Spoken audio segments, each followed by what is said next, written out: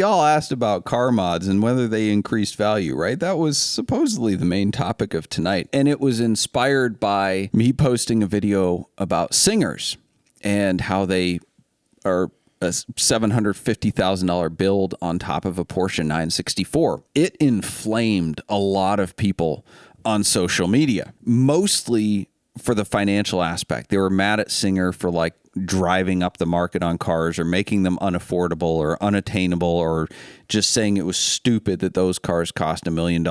And a lot of them were just like, oh, it's only 400 horsepower. I can build 800 horsepower for 20 grand. And I'm like, yeah, we're not talking about like your LS swapped Miata. Like these are bespoke builds with carbon fiber fenders and hand-stitched everything and nickel finished trim and 4,000 man hours going into these designs, taking the best of old and new in Porsche and creating something that is just a work of art that you can stare at for 2 hours and continually find new things to appreciate about it. The people on the social media were not all about it. And we got some interesting comments.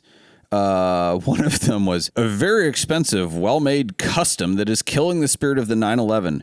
If you have money and you want a manufactured special 911, buy a roof, which gets a fresh chassis. Yes, he spelled it that way. Chassis number and new title. Okay.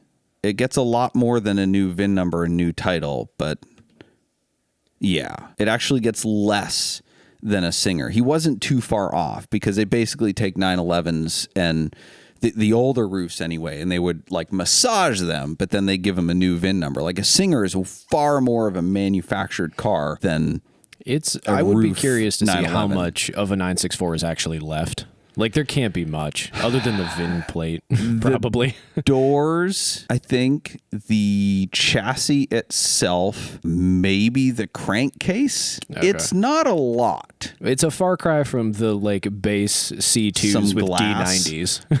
Like, right. It's a very different car. Well, and that was people's thing. Is it's just like, so what? I can build one.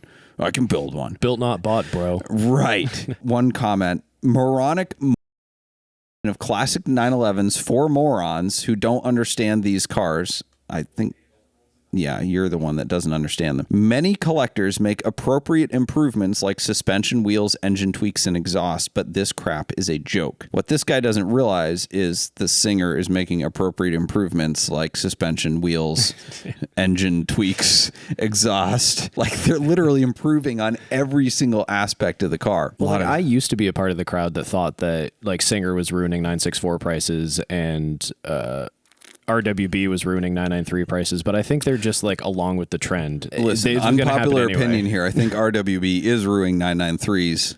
Well, just not the prices. Stop. Yeah. I get it. People like the wide body. Whatever. It's their money, their car. But some people compared RWB to Singer, and I'm just like, no. But there was actually a couple. There was a good comment and a couple questions I think get to the heart of this. Robert Fanovic said, 700 grand buys an collectible 911, which is true. Like a 27 RS would be a great example of that, right in that price range. Singer cars are great, but do they hold their value? Jake D on another video we did regarding the stick converted 360 Spiders asked, does this hurt or help the value? I would assume help, but I know how Ferrari people are about modifications.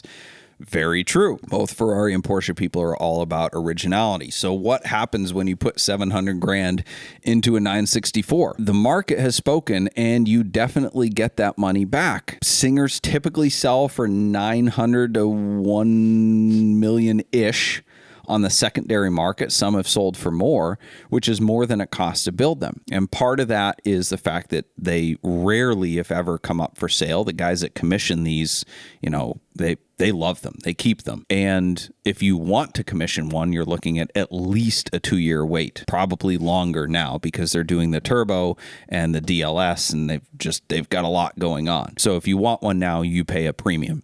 So there's very real supply and demand. They can only crank out maybe 20 cars a year. You know, in terms of them ruining the 964 values or driving them up, right? They made almost 60,000 964s total, and they've made a couple hundred cars total. So yeah, they're not It's not their fault that inflation is happening. Overall, modifications don't help value. You maybe get 10 cents on the dollar back if you do the right modifications, but modifications are a matter of taste, and you're expecting the next guy to have the exact same taste as you, and it never happens. Like, you don't even get money back for putting PPF on a car, and that's like a good thing to protect a car. Heck, I don't even get money back for servicing cars. People would rather buy a car that needs 10 grand in service and save 2 grand than pay 5 grand more for a car that's had all its service done. Like, buyers are they don't do the math. There have been certain companies that have created a brand enough that people value their product, and they've become their own product. So they're not really seen as modifying cars anymore. Like the Lee Keen Safari 911s. That's not nearly as involved a build as a Singer. Pretty much anybody can do a Safari 911. There's a lot of companies that do it, but he's built that brand such that those cars sell for more than it costs to do one. Along the lines of like the stick swap 360 Spider, that's now something where you're taking a weak point in a car and fixing it or improving it. So that's the other time when you can get, I don't really consider it mods, right? So people are looking at the F1 transmissions going, these are garbage. The sticks are rare enough, and especially if you use all factory parts, you're building like a nearly factory car. An Aston Martin Vanquish would be a great example of that. That was a terrible transmission.